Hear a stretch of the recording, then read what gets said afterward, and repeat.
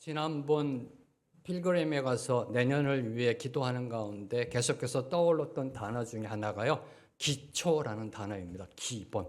네, 기초, 기본. 기초, 기본을 계속해서 묵상하는 가운데 저와 여러분이 다 알고 있는 결론, 진리 뭐죠? 기초가 튼튼하면 무너지지 않는다. 그렇죠? 네. 기초가 튼튼하면 무너지지 않는다. 저희가 공부를 하든 운동을 하든 일을 하든 기초가 중요함을 모르는 사람은 없을 것입니다. 신앙도 마찬가지라는 겁니다. 신앙의 기초가 올바로 세워져야 된다. 기초가 뭔가? 우리 집사님 기도해 주셨던 것처럼 기도와 말씀이라는 겁니다. 우리 신앙의 기초는 기도와 말씀입니다. 말씀과 기도입니다. 그럼 말씀과 기도 위에 세워지는 신앙의 모습은 무엇으로 나타나는가? 찬양과 감사로 표출된다는 겁니다. 하나님 앞에 나아간 말씀의 은혜 가운데 거하고 늘 항상 성령 안에 기도함으로 나아가는 자는 늘 항상 찬양이 끊이지 않고요. 삶의 찬양이 느껴지고요. 네, 걷는 곳이 하나님을 향한 댄스가 되고요. 춤이 되고요. 감사가 무엇이든지 감사가 나온다는 겁니다. 네, 찬양과 감사로 이어지게 되어 있다. 무엇이요? 말씀과 기도의 충만함은 찬양과 감사로 드러나게 되어 있다라는 겁니다. 말씀과 기도는 개인적인 일입니다. 영적인 일입니다. 그렇죠? 몰라요. 저분이 과연 말씀에 충만한지 기도에 열심인지 모릅니다. 그러나 그것이 드러나는 것은 찬양할 때 드러나고요. 네, 찬양할 때 드러나고 감사함으로 드러난다는 겁니다. 특별히 감사는요, 시간과 물질의 헌신으로 증명된다는 겁니다. 그렇죠? 네, 감사라는 거는요, 시간을 드리고요, 물질을 드림으로 증명된다는 겁니다. 그렇잖아요. 네.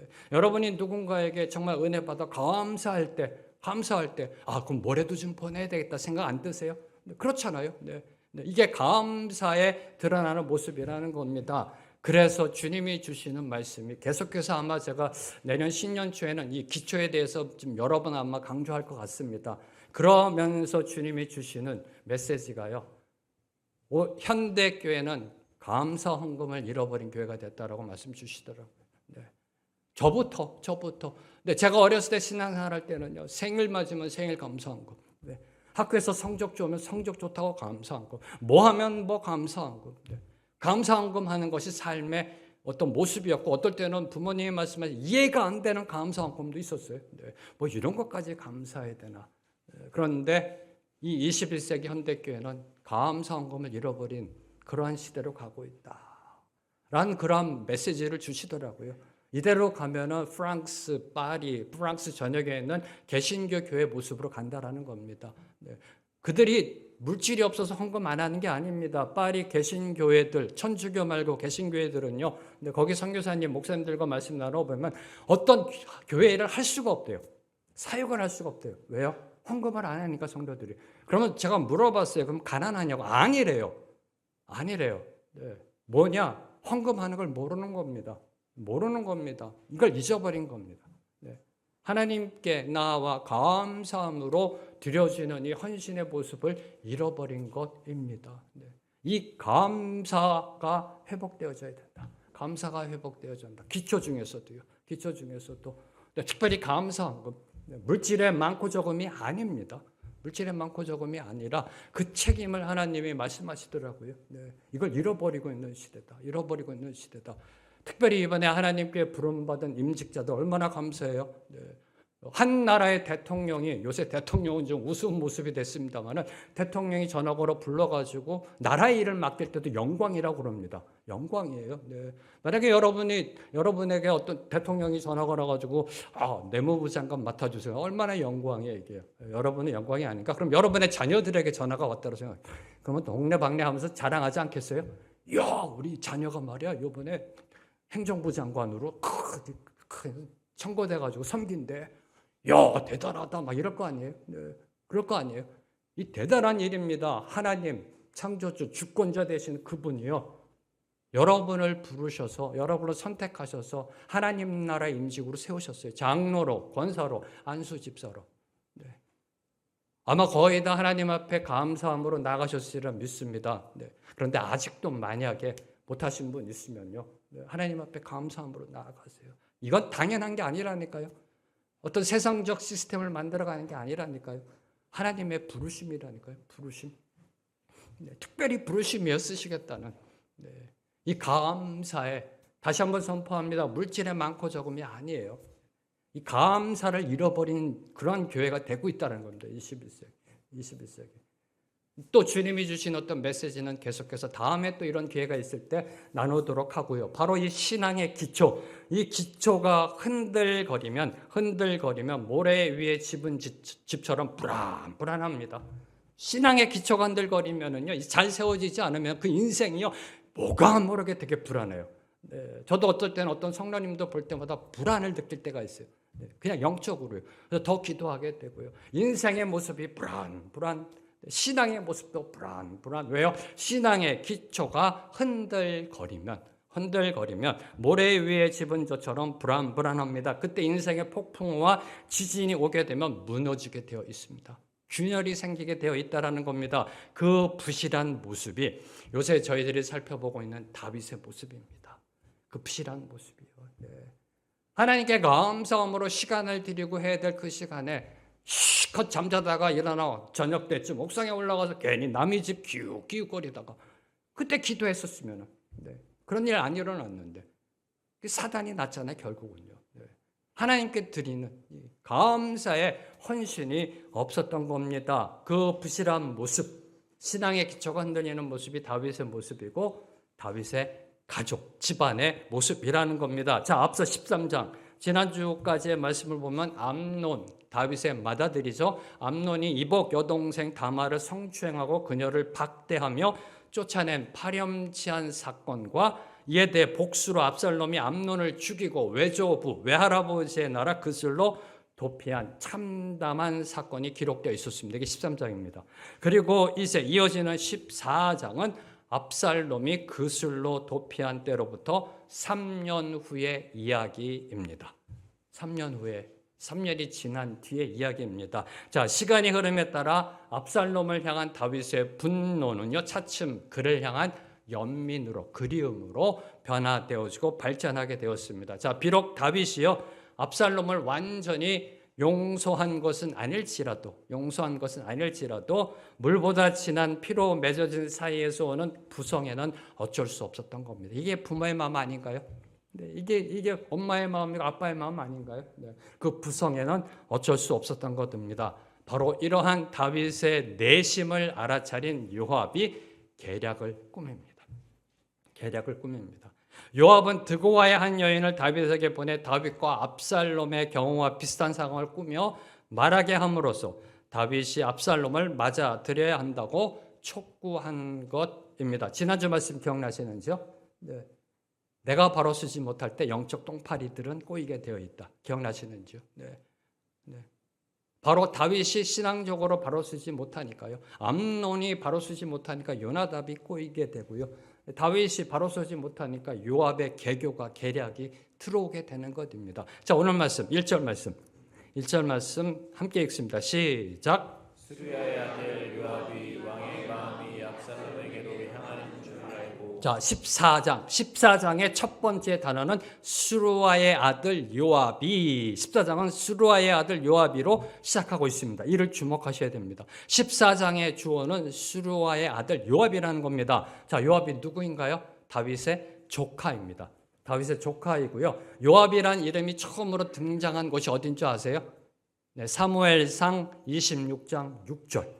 사무엘상 26장 6절에서 처음으로 그 이름이 등장한 이후에 열왕기상 11장 21절에 그의 죽음이 기록되기까지 사무엘서와 열왕기서에 그의 이름이 무려 116회나 기록될 정도로 다윗과 솔로몬 통치기에 있어서 많은 역할을 담당했던 인물입니다. 그의 이름이요 116번이나 성경에 기록되어 있을 정도로요. 많은 일을 했던 사람입니다. 자, 특히 사울로 인해 다윗이 도피할 때부터 다윗과 함께 생사고락을 같이 했던 사람이 요압입니다. 그리고 다윗이 왕정을 수립함에 깊이 관여한 인물이 바로 요압입니다. 그리고 이스라엘의 역사상 가장 용맹스러운 용사 중에 하나였던 사람도 요압입니다. 그런데 성경은 요압을 지나친 권력 욕에 사로잡혀 이 권력욕에 사로잡혀 여러 가지 과오를 저지른, 여러 가지 악을 저지른 인물로 묘사하고 있습니다. 사람 벌써 몇 명 죽이잖아요. 통일을 이루는 그런 과정 속에서, 통일 이스라엘을 세워가는 그런 과정 속에서 결정적 시기에 귀순한 북이스라엘의 군대 장관이었던 아브넬을 암살하였습니다.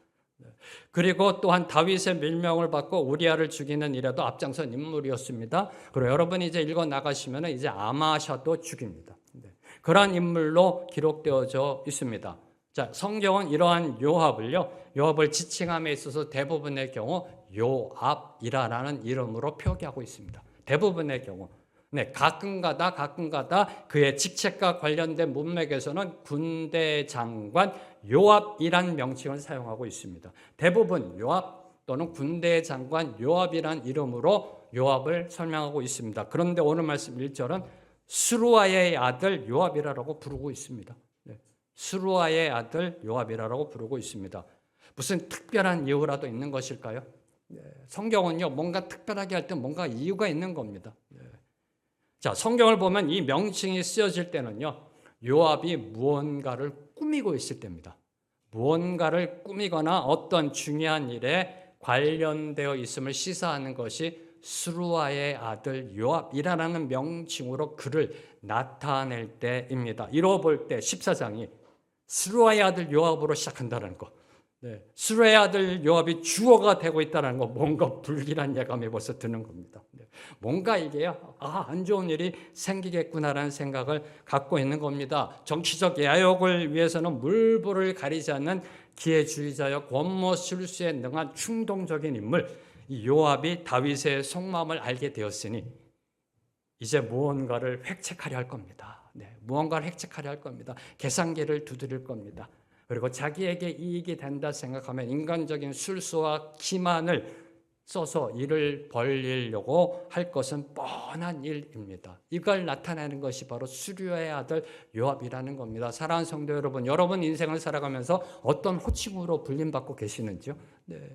때에 따라 다르지 않아요? 어떨 때는 누구 아빠, 누구 엄마, 어떨 때는 장로님, 어떨 때는 무슨 사상, 뭐가 또 다르잖아요, 이렇게. 여러분은 어떤 호칭으로 지금 불리며 살아가고 계시는지요? 자, 한편 요압의 경우와 대조적으로요, 다윗은 단순히 왕으로 언급되고 있습니다. 1절 보세요. 스루아의 아들 요압이 왕의 마음이 왕으로만 지칭되고 있습니다. 앞서 13장에서는요, 다윗 또는 다윗 왕이라고 불려지고 있습니다. 13장에서는 다윗 또는 다윗 왕이란 명칭으로 불려지고 있는데 14장에 와서는 이 두 명칭이 완전히 사라집니다. 그냥 왕이라는 단어만 36번 사용됩니다. 14장에서는. 왕이란 단어로 다윗을 드러내고 있습니다. 뭘 의미할까요? 13장에서는 그래도 하나님 앞에 나아가, 그죠? 자기 자신의 모습을 보면서 나름대로 발버둥 치는 모습을 보여주는 가운데 다윗 왕이란 이름이 쓰여졌는데 14장에 와서는 이게 사라졌어요. 그냥 왕이라고 표현하고 있어요. 자, 이는 다윗에게 신앙인의 모습이 빠진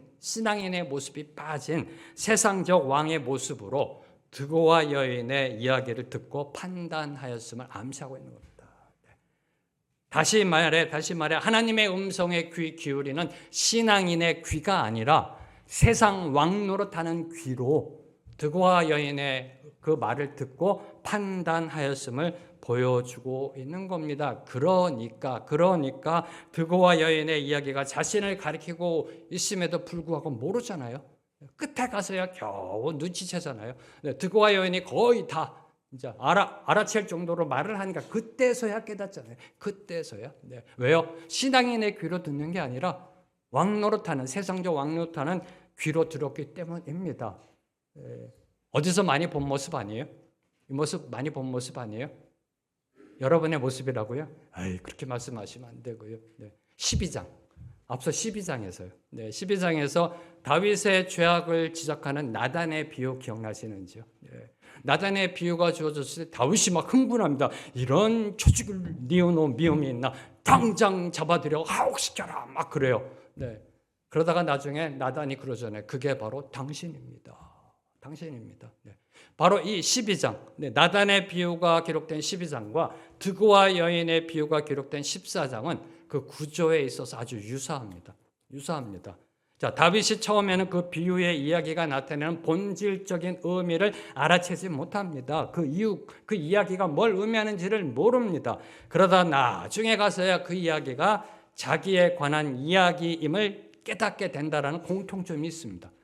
그렇잖아요. 12장의 나단의 비유, 14장의 드고와 여인의 비유의 공통점이 그겁니다. 자, 이는 한마디로 다윗이 밧세바와의 간음과 우리야를 살인 교사한 범죄 사건 이후에 영적으로 상당히 어두운 상태에 있었음을 보여주고 있는 겁니다. 어두운 상태에 있었음. 네. 깨닫지 못하잖아요. 네. 분별력이 없어진 겁니다. 영적 민감함이 없어졌던 것입니다. 없어졌던 것입니다. 사랑하는 성도 여러분, 기억하십시오. 영적 위기는 사울에게 쫓겨 도망다니던 광야가 아니라 왕으로 권력을 누리던 궁궐에 있었다는 겁니다. 영적 위기는 광야가 아니라 궁궐에 있었다. 영적 위기가. 다시 말해 일이 잘 풀릴 때, 등 따시고 배부를 때, 그때 신앙이 변질되고 퇴색할 확률이 높다라는 겁니다. 그래서 성경이 이렇게 경고하잖아요. 선줄로 아는 자는 넘어질까 조심하라. 제일 위험할 때가 우리 성도들에게 언제인 줄 아세요? 제일 위험할 때 은혜 받을 때입니다. 은혜 받을 때. 그때가 제일 위험할 때입니다. 그리고 또 하나 주목하는 것. 다윗의 마음이 압살롬에게 향하여 있다라는 1절의 말씀.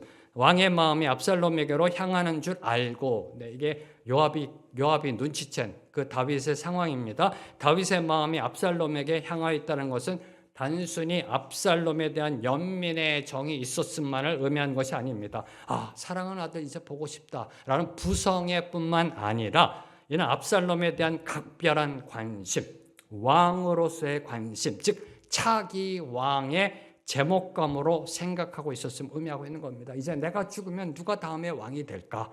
아, 압살롬밖에 없구나. 여기까지 포함되고 있는 것이 다윗의 마음이 압살롬을 향하고 있었다라는 겁니다. 이를 알아챈 요압의 행동에 나선 겁니다. 이를 알아챈 요압의 행동에 나선 겁니다. 단순히 다윗과 압살롬, 아버지와 아들의 화해를 위해 요압이 나선 게 아닙니다. 그런 인물이 아닙니다. 요압이요, 압살롬을 너무 사랑해서 압살롬을 위해 중보기도 하고 위해서 이러면 안 된다 해가지고 나선 게 아니라는 겁니다. 그런 게 아니라는 겁니다. 압살롬의 귀환을 추진함으로써 다윗이 죽은 뒤에 압살롬이 왕이 된 그 후에 자신의 입지를 강화하고자 했던 겁니다. 계산기 두드린 겁니다. 다윗의 마음을 보고서요, 알고서 계산기 두드리고 계략을 추진했던 것입니다. 이 대목에서 먼저 저와 여러분이 놓치지 말아야 할 사실이 있습니다. 이때 압살롬은요, 암논을 살해한 죄로부터 반성하거나 회개하지 않았다는 사실입니다. 지금 압살롬은요, 자신의 죄에 대해서 회개하지 않았다는 겁니다. 반성하지 않았다는 겁니다. 정당방위였다라고 생각하고 있는 겁니다. 너의 여동생을 그렇게 한 자 당연히 죽어 마땅하다라고 생각하고 있었던 겁니다. 회개하지 않았습니다. 반성하지 않았습니다. 그런데 요압은 그럼에도 불구하고 자신의 20냥명의 눈이 멀어 그런 압살롬을 돌아오게 하도록 꾀를 내었던 것입니다. 이러면 반드시 사단나게 돼 있어요. 왜 사단나는 줄 아세요? 그런 경우에는 늘 항상 사단이 들어가니까. 그래서 사단난다는 겁니다. 당연한 걸 모르셨나요? 그런 경우, 그런 상황에는요, 늘 항상 사단이 들어가요. 그러니까 사단나는 거예요. 정말 히브리어와 한국어의 이 교묘한 조합입니다. 그렇죠? 사단 날 수밖에 없습니다. 그래서 그 다음에 나오는 이 사무엘하의 역사를 보면요, 압살롬의 반란으로 이루어지고 압살롬이 죽고 사단 나잖아요. 이 요압의 계산적이고 약삭빠른 욕망, 자신의 영달을 위해 주판을 굴리는 기회주의적인 욕망은요, 훗날 압살롬이 반역함으로써 다윗의 왕위를 이을 수 없게 되자 다윗이 간곡히 부탁합니다. 싸울 때 제발 압살롬을 죽이지 말라. 간곡한 만류에도 불구하고 한 칼에 제거해버립니다. 한 칼에 제거해버려요. 왜요? 필요 없으니까 이제. 주판을 굴려보니 괜히 살려도 봤자 괜히 득보단 실이 될 것 같으니까 그냥 제거해 버립니다. 그리고 아도니아가 반란을 일으켰을 때, 아도니아 반역 때 솔로몬을 대적함으로 다시 한번 그의 야망이 적나라하게 드러났습니다. 왜요? 계산기 두드려 보니까 아도니아 쪽의 확률이 더 높거든요. 네.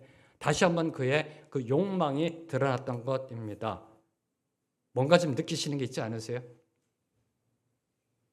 이 요압도 이스라엘 사람이라는 거예요. 요압도 하나님 앞에 나아가 제사 드리는 사람이라는 겁니다. 요압도 성경 말씀 읽는 사람이라는 거예요. 기억하십시오. 하나님의 백성이란 말하는 사람 가운데 자신의 이기적인 목적을 위하여 신앙생활하는 자들이 있다라는 사실입니다. 있다라는 사실. 요압도 하나님의 백성이라니까, 이스라엘 백성이라니까요. 요압도 성경 말씀 읽는 사람이라니까요. 제사 지내는 사람이라니까요. 네. 이런 자의 모습이라는 겁니다. 기복주의적이고요. 자기중심적인 신앙입니다. 신앙도 이용합니다. 나만 잘 되면 된다. 나만 축복받으면 된다. 하나님도 이용하는 겁니다. 나의 축복을 위해서요. 자, 이런 자들은요, 자신의 입맛대로 교회 다닙니다. 대부분의 이런 분들의 모습을 보면 입맛대로 교회 다녀요. 자기 입맛 안 맞으면요, 교회 바꿔버리고요. 그리고 이렇게 얘기해요. 아, 그 교회는 수준들이 안 맞는데. 수준들이 안 맞는데. 아, 이 교회 오니까 수준이 좀 맞대. 이렇게. 나중에 알고 보면 사기꾼이에요. 물건 팔려고. 물건 팔려고. 그쪽에서는 물건 사줄 사람이 별로 없었던 거예요. 자기 입맛대로 교회 다니고요. 그리고 하나님과 세상을 겸하여 섬깁니다. 양다리 걸쳐놓고 다니는 사람들이고요. 그리고 축복이 임할 때는 하나님을 섬기고요. 고생과 시련이 오면요, 교회에서 멀어집니다. 신앙에서 멀어집니다. 세상적으로 살아가는 사람들이라는 겁니다. 이런 사람들이 교회 안에 있다는 겁니다. 교회 안에 있다. 그래서 주님께서도 쭉정이와 알곡의 비유로 말씀하셨잖아요. 어느 곳이든 쭉정이는 있다라는 것입니다. 그래서 늘 이 부분이 두려운 거예요. 목사님 가운데도 쭉정이는 있습니다. 목사님 가운데도 쭉정이는 있습니다. 늘 두려운 거예요.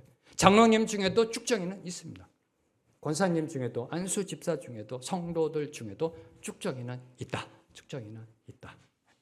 자, 이제 2절을 보면요, 다윗의 동태를 예의주시하며 그 마음을 읽은 요압이 드고아의 사람을 보내 지혜로운 여인 한 명을 부릅니다. 2절 말씀 함께 읽습니다. 시작. 드고아의 사람을 보내 거기서 지혜로운 여인 하나를 데려다가 그에게 이르되, 청하건대 너는 상주가 된 것처럼 상복을 입고 기름을 바르지 말고 죽은 사람을 위하여 오래 슬퍼하는 여인같이 하고. 자, 드고아 많이 들으셨죠? 아모스의 고향입니다. 아모스.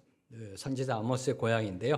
예루살렘에서 남쪽으로 약 16km 지점에 위치한 아주 작은 마을입니다. 시골 마을입니다. 자, 요압이 예루살렘이 아닌 시골 벽지 드고아에서 여인을 데려온 이유, 그 이유는요,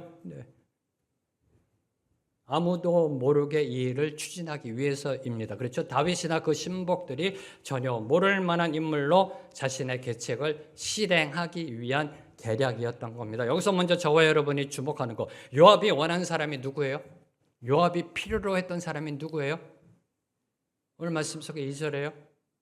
지혜로운 여인이었다는 겁니다.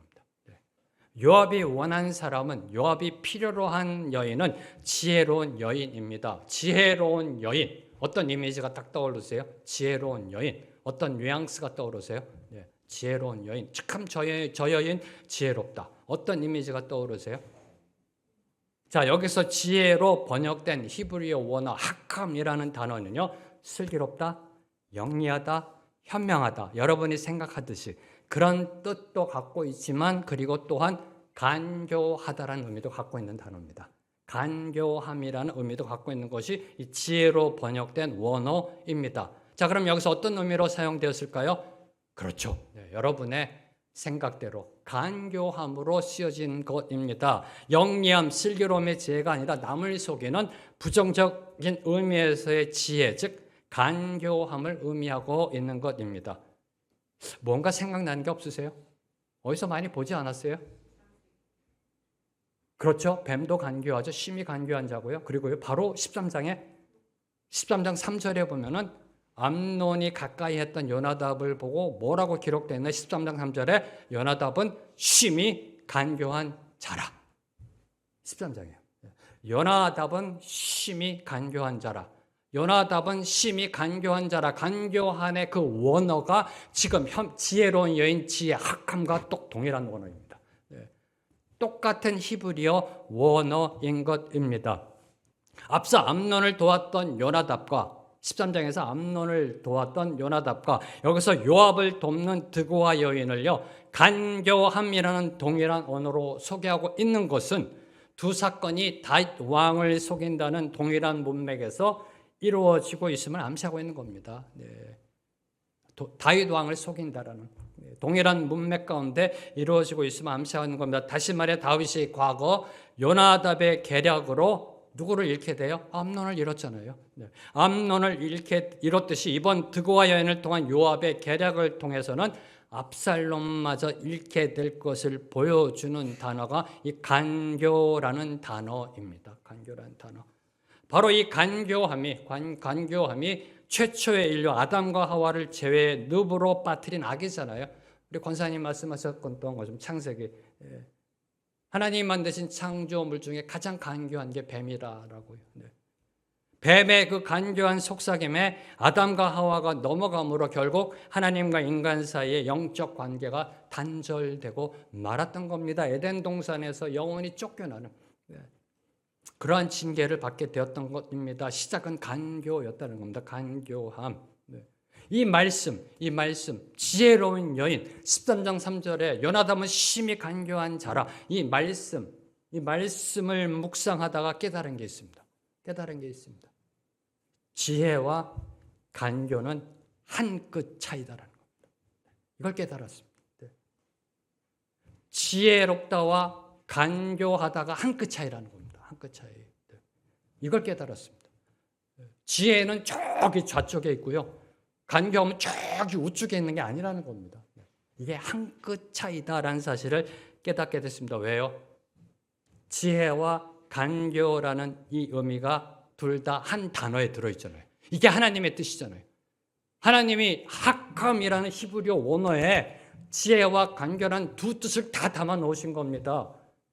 아직도 이해가 안 돼서 자, 우리 마음 안에 지혜와 간교가 둘 다 들어있다라는 겁니다. 그렇잖아요. 제가 저를 볼 때 인정 안 할래야 안 할 수가 없어요. 지혜와 간교가 이 안에 다 들어가 있다라는 것입니다. 예수 믿는 우리 마음 안에도 이 둘이 다 들어 있습니다. 그래서 한 끗 차이라는 겁니다. 그래서 한 끗 차이.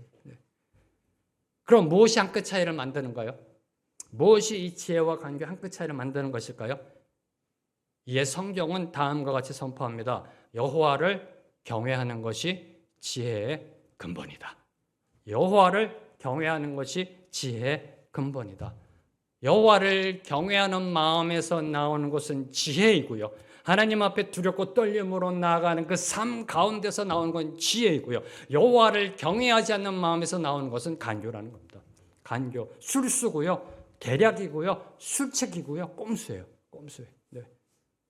믿는 우리들도 하나님의 말씀 앞에 두렵고 떨림으로 서지 못하면 세상적 가치와 세속적 욕망에 눌려 계략을 꾸미고요. 술수를 부리게 됩니다. 잔머리를 굴리게 됩니다. 나의 유익과 만족을 위해 적당히 거짓을 섞어 꼼수 부리며 살아가게 됩니다. 우리 믿는 자들도 하나님의 말씀에 두렵고 떨림으로 서지 못하면 세상 흐름에 휩쓸려 가서요.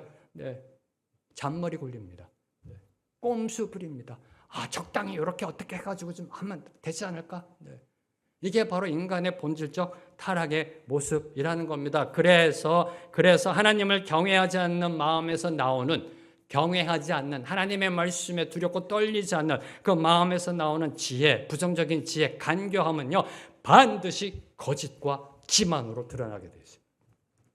그 간교는요.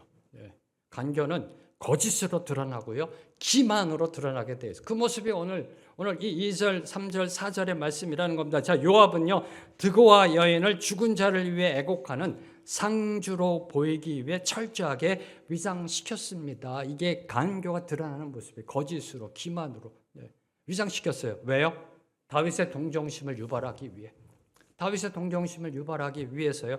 다윗에게 동병상련의 감정을 일으켜 여인의 말을 수용하게 하려고 하는 요압의 아주 정교한 계략이었다라는 겁니다. 자, 보세요. 요압은요. 자, 이미 한 아들을 잃었을 뿐만 아니라 오늘 말씀 속에 이 지어낸 가상의 이야기죠. 이미 한 아들을 잃었을 뿐만 아니라 친족에 의하여 남아있는 아들마저 이를 위기에 처한 이 여인의 상황이 과부의 상황이 한 아들을 잃었을 뿐만 아니라 다른 한 아들마저 이국 땅으로 도망쳐 살고 있는 다윗의 처지를 돌아보게 하고 그로 말미암아 이 여인에게 동정을 느끼게 할 수 있다라고 생각했던 겁니다. 무의식 속에 이게. 네.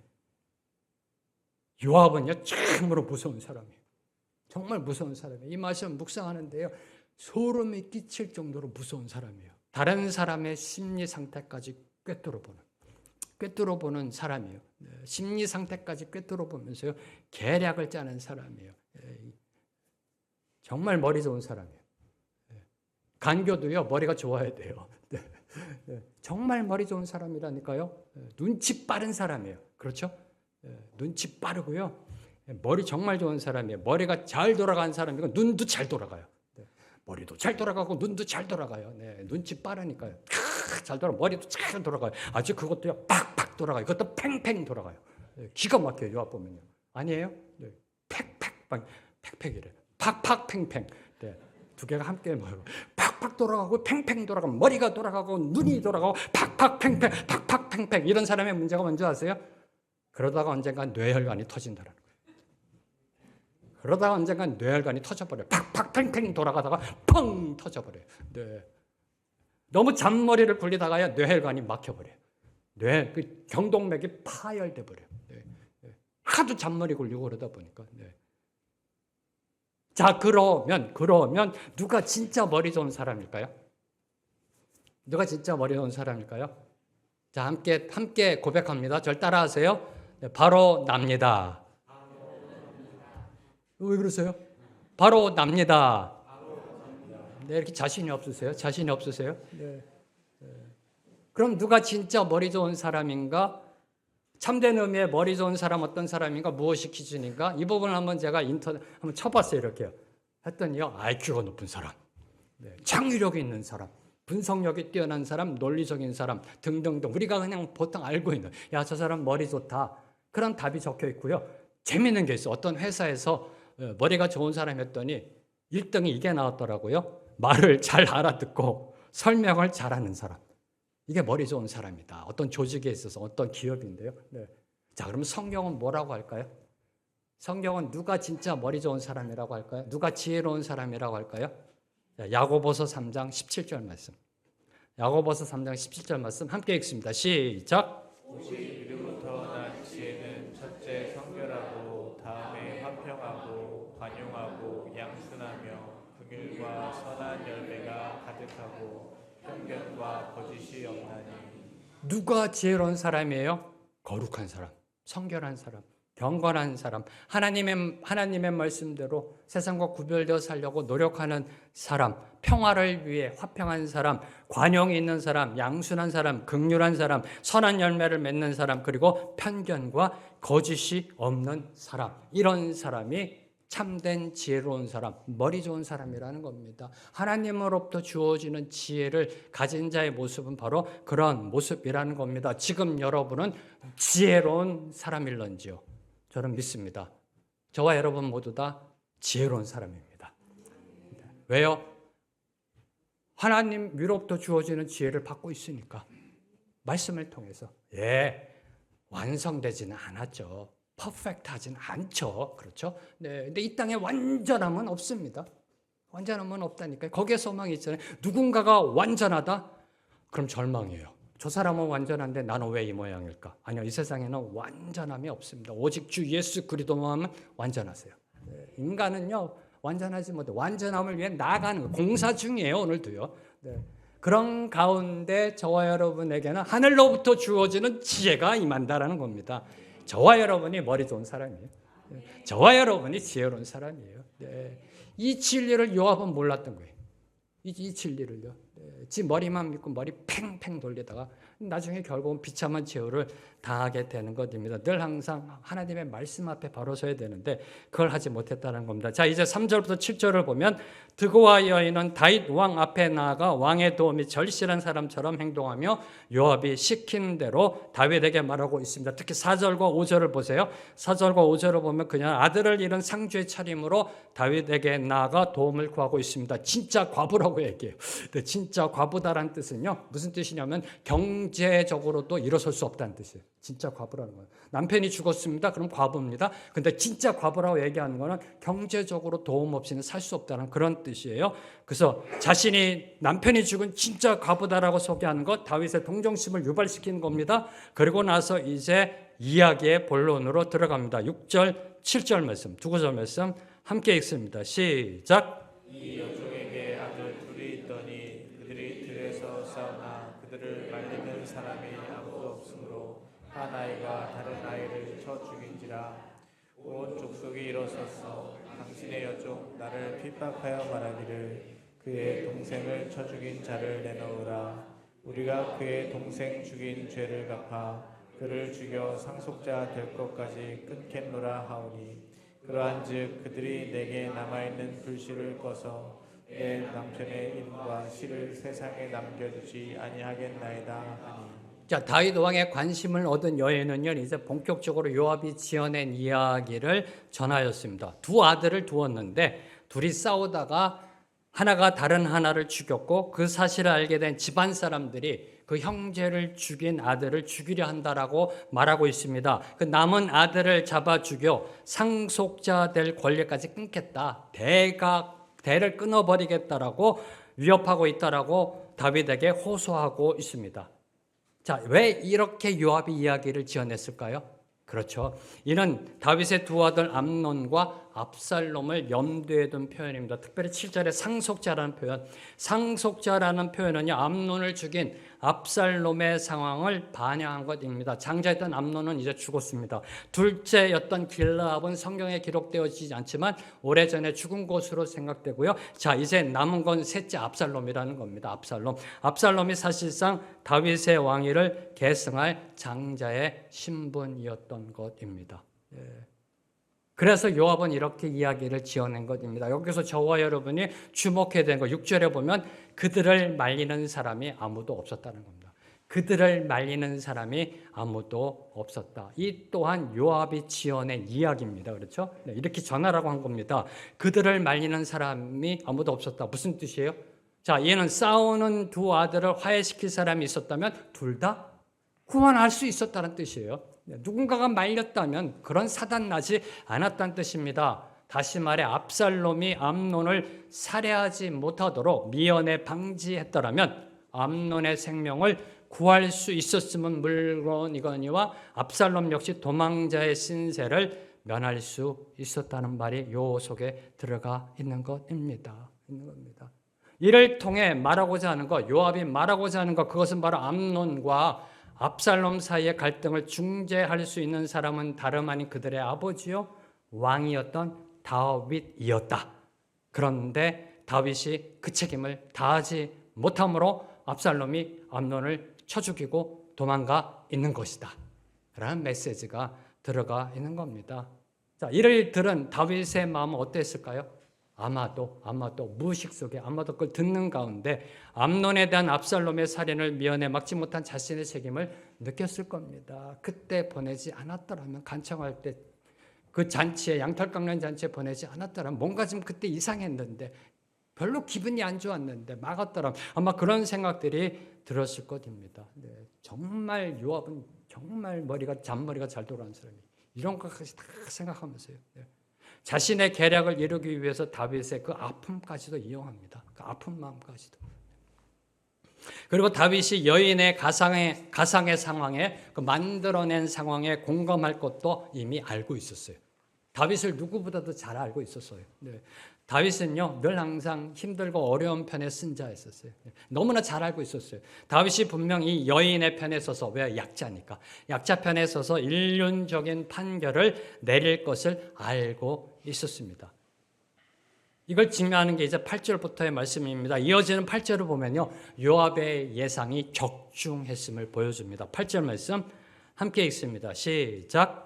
왕이 여인에게 이르되 내 집으로 가라. 내가 너를 위하여 명령을 내리라 하는지라. 드고와 여인의 눈물겨운 상소를 들은 다윗은요, 왕의 직권으로서 자신이 그 문제를 처리해 주겠다라고 약속하였습니다. 그리고 이어지는 10절과 11절을 보면요, 그 어느 누구도 너를 건드리지 못하리라. 그리고 내 아들의 머리카락 하나도 땅에 떨어지지 아니하리라 하며 약속하였습니다.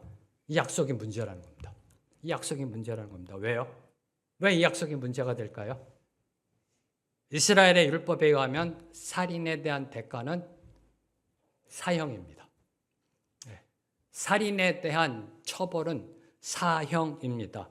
그럼에도 다윗은요, 사건의 진위를 정확히 파악하지도 않은 채, 그게 어떻게 일어났는지 살인사건이 파악하지도 않은 채 그 여인의 말만 듣고 경솔하게 성급하게 판단하고 약속하였던 것입니다.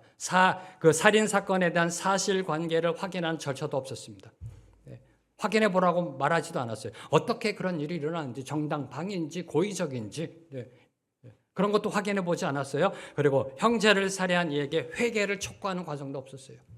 그를 불러놓고 그래 어떻게 생각하느냐, 하나님 앞에 자복하고 용서를 구하라, 이런 회개하는 그런 절차나 과정도 없었습니다. 그저 그녀의 눈물 어린 간청함에 사적인 감정이 개입되어 어리석은 판단을 내렸던 것입니다.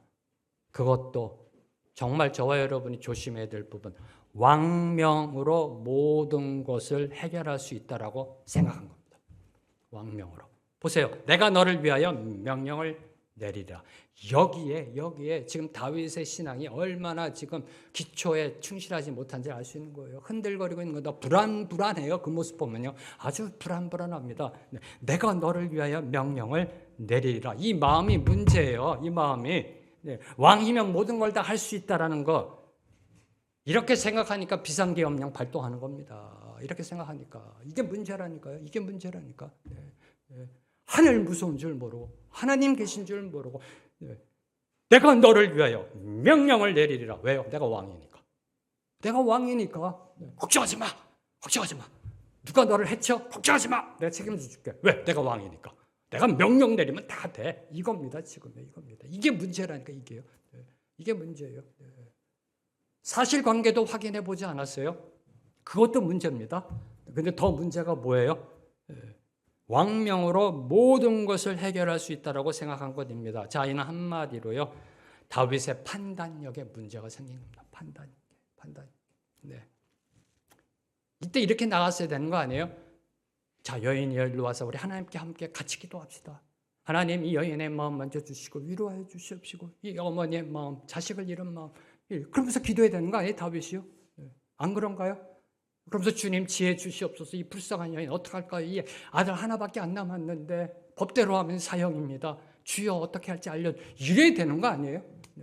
내가 왕이니까 괜찮아. 무죄. 누가 네 아들 건드리려고 나한테 데리고 와. 내가 해결해 줄게. 이 마음이 문제였던 겁니다. 판단력에 문제가 생긴 거예요. 이 판단력의 문제, 왕으로서 지도자로서 이 판단력의 결여는요, 그의 영적 무능력을 나타내는 겁니다. 영적 무능력. 불안해요 지금요. 하나님 앞에 기도와 말씀 앞에 나가지 못한 삶의 모습을 보여주고 있는 겁니다. 아마 이때요, 다윗이 말씀 안 읽었을 거예요. 이때 다윗 기도하지 않았을 거예요. 신앙의 기초가 흔들거리고 있는 겁니다. 영적 무능력을 나타내는 것이며, 또한 지난주 저희들이 말씀에서 살펴보았듯이 하나님을 두려워하지 않고 업신여겼다고 그러죠. 하나님께서요, 업신여기고 자신의 욕망을 채운 범죄의 결과라는 겁니다. 지난주 말씀드렸잖아요. 회개하더라도 범죄의 휴증이 남는다, 부작용이 남는다, 시간이 걸린다, 회복될 때. 그 모습이라는 겁니다. 그래서 지난주 저희들이 살펴보았듯이 하나님을 믿는 믿음의 사람과 세상 사람의 차이가 어디에 있느냐? 그 후유증, 부작용에 눌려 있으면 안 된다는 겁니다.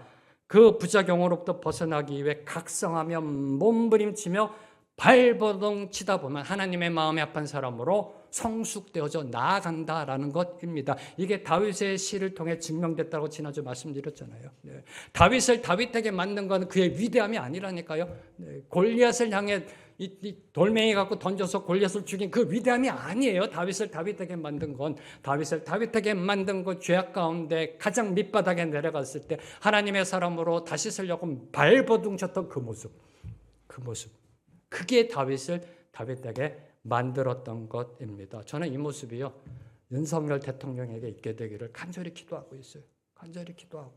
네. 하나님 앞에 무릎 꿇고 각성하며. 근데 그 모습이 안 보이니까 힘든 겁니다. 네, 그 모습이 안 보이면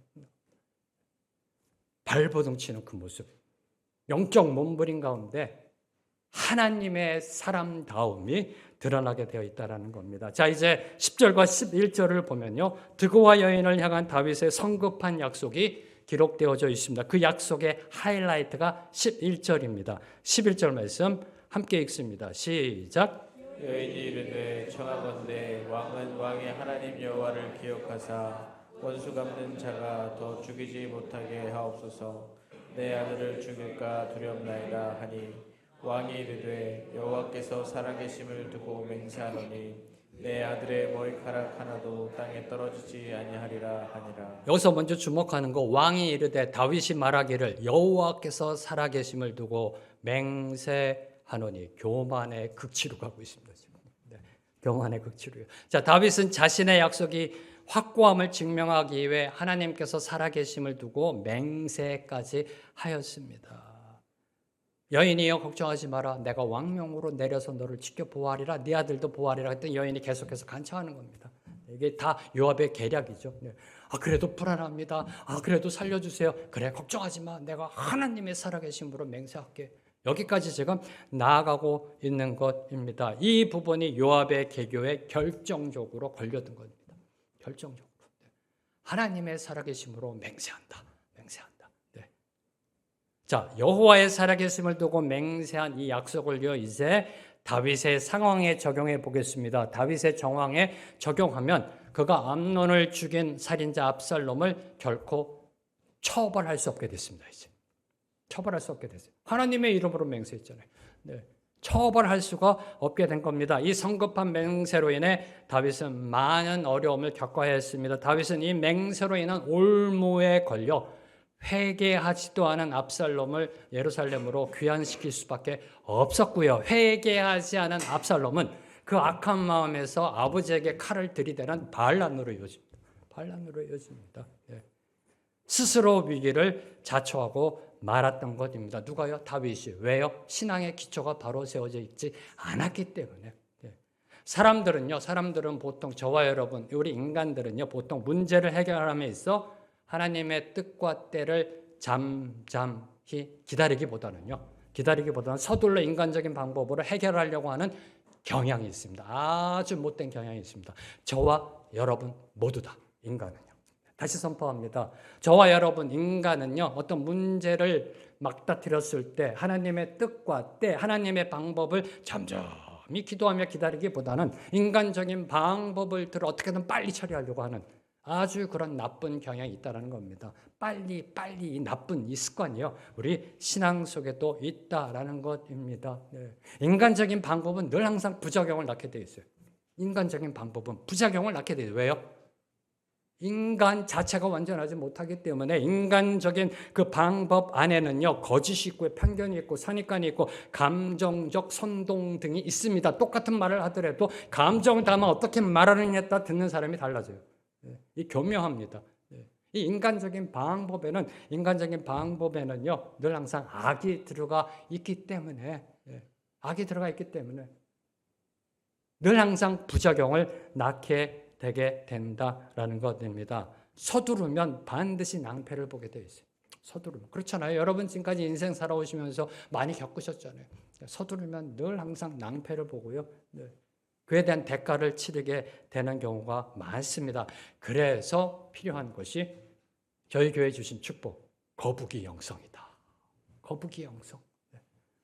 한 걸음 한 걸음 뚜벅뚜벅. 근데 거북이 영성, 돌다리도 두들겨가는 영성, 좀 늦게 가더라도 제대로 가는 영성이 필요하다라는 것입니다. 저는 이 모습이 생명의 길교의 모습이라고 생각합니다. 벌써요? 벌써 우리 아이들까지 합하면 80명이 됐어요. 어느새 그렇게 뚜벅 걸어온 것 같은데 벌써 이렇게 야, 카톡 제가 보면서 숫자를 보면서 이렇게 놀랐어요. 네, 놀랐습니다. 네. 그런 거 못 느끼세요? 엊그저께 50몇 분이었던 것 같은데 그냥 뚜벅 걸어가는 그런 생명의 길교회, 하나님께서 반드시 이렇게 세워줄 줄로 믿습니다. 하나님이 요새 저에게 계속해서 말씀하신 게 그거예요. Arise, 일어나라 생명의 길교회야. 네, 일어나라라고 말씀하고 계세요. 일어나라. 네. 그래서 주시는 마음이 앞으로 2년이 상당히 중요할 것 같아요. 2년이요. 네. 일어나라라고 말씀하세요. 일어날 겁니다. 일어나서 세상에 하나님의 살아계심을 보여주게 될 것입니다. 사랑하는 성도 여러분, 기억하십시오. 인내와 믿음은 동전의 양면입니다. 인내, 참고 기다리는 거, 하나님의 때를 참고 기다리는, 인내와 믿음은 동전의 양면이라는 겁니다. 자, 마지막으로 주목하는 거, 간과하지 말아야 할 것. 다윗은 압살롬의 문제로 인해 고뇌와 번민을 겪으면서도 하나님께 그 뜻을 구하지 않았습니다. 기도하지 않았다라는 겁니다. 자, 드고와 여인의 상황을 하나님의 뜻과 말씀에 비추어 보지 않았습니다. 네. 단지 인본주의적인 관점으로 약자를 향한 긍휼의 제사만을 취한 채 요압의 관계, 그 계략에 쉽게 넘어간 겁니다. 어려운 사람을 돕는 것 당연한 겁니다. 그렇죠? 어려운 사람 돕는 것 당연한 것이고 왕으로서 명령을 내리면 모든 것이 해결될 줄로 생각하였던 것입니다. 우리 믿는 자들은요, 저와 여러분 무슨 일을 하든지 모든 일에 하나님께 기도함으로 응답받아야 합니다. 아멘. 무슨 일을 하든지 모든 일에 하나님께 묻고 하나님의 뜻을 구하고 하나님의 뜻대로 살아가야 합니다. 믿으시는지요? 믿으신다면 당연한 것에도 주님의 음성을 들어야죠. 당연한 것에도 주님의 뜻을 구하고, 다윗이 놓친 게 그거잖아요. 올라가리까? 당연하지, 올라가야죠. 근데 올라가리까? 하나님의 대답, 올라가라. 이 얼마나 어처구니 없는 기도의 모습이. 근데 이걸 했다라는 거예요, 다윗은요. 당연한 것에도 주님의 음성을 듣고 분별하여 결정해야 합니다. 주님, 이 불쌍한 여인 도와줄까요? 라고 기도했었어야죠. 당연하게 생각한 거예요. 고아와 과부와 약자를 돌보아라. 당연하게 생각하고요. 그러니까 넘어간 겁니다. 요압의 계략에. 세상 논리와 상식과 감정의 영향을 받아 결정하면 반드시 후회할 일이 생겨납니다. 사단납니다. 어떤 결정이든 하나님의 말씀과 그 뜻에 따라야 합니다. 하나님의 말씀에 이렇게 두렵고 떨림으로 나아가 뜻을 이루어가는 저와 여러분의 되기를 선포합니다. 오늘 말씀을 맺겠습니다. 학문에는 왕도가 없다라는 말이 있습니다. 다 들어보셨죠? 모르세요?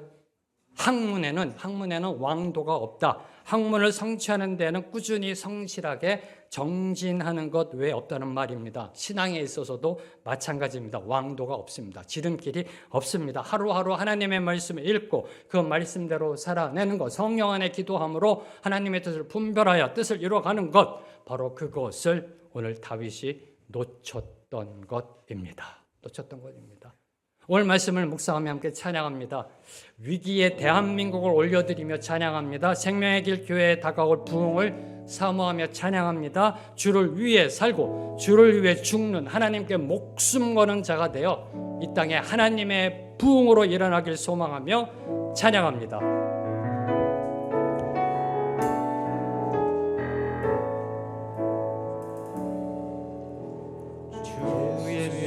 얼굴을 구하며 예배하는 세대에 일어나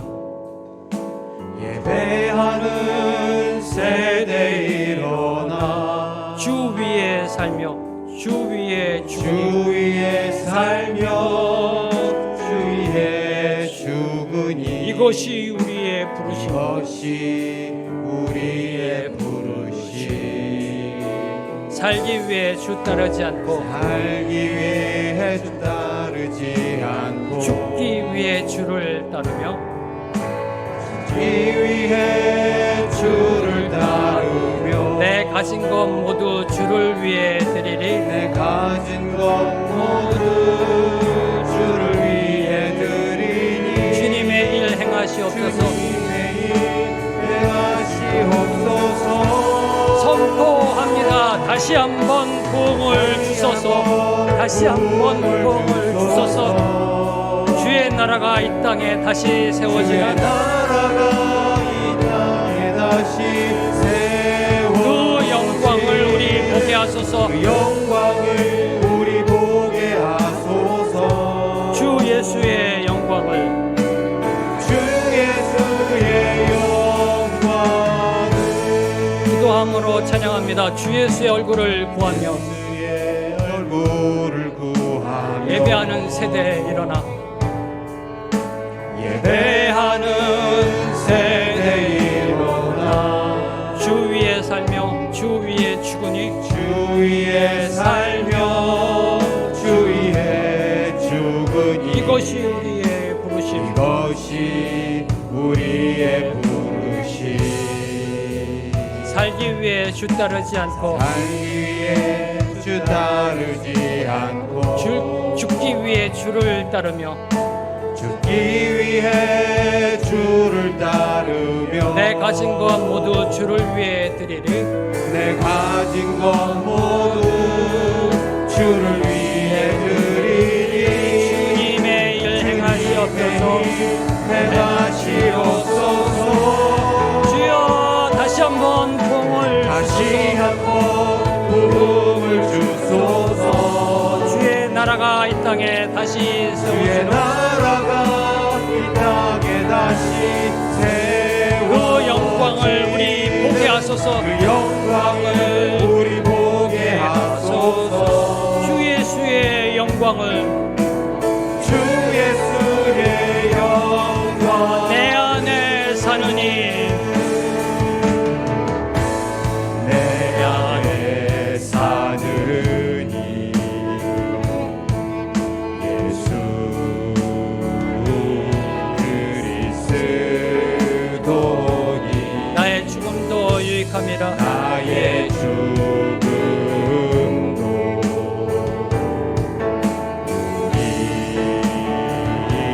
한 번 더 고백합니다. 내 안에 사느니 예수 그리스도니 내 안에 사느니 예수 그리스도니 예수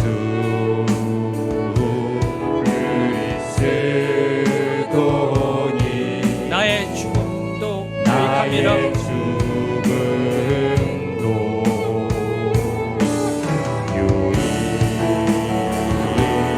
유익함이라. 나의 왕 내 노래 나의 왕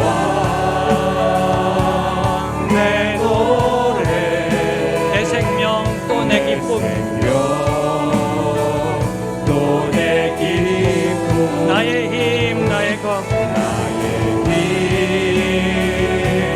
나의 것 내 평화 나의 주 내 평화 나의 주 선포합니다. 내 안에 사느니 내 안에 예수 그리스도니 사느니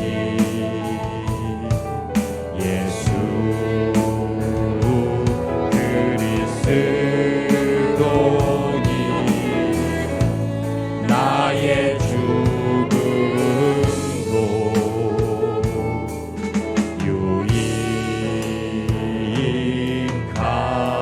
유익함이라.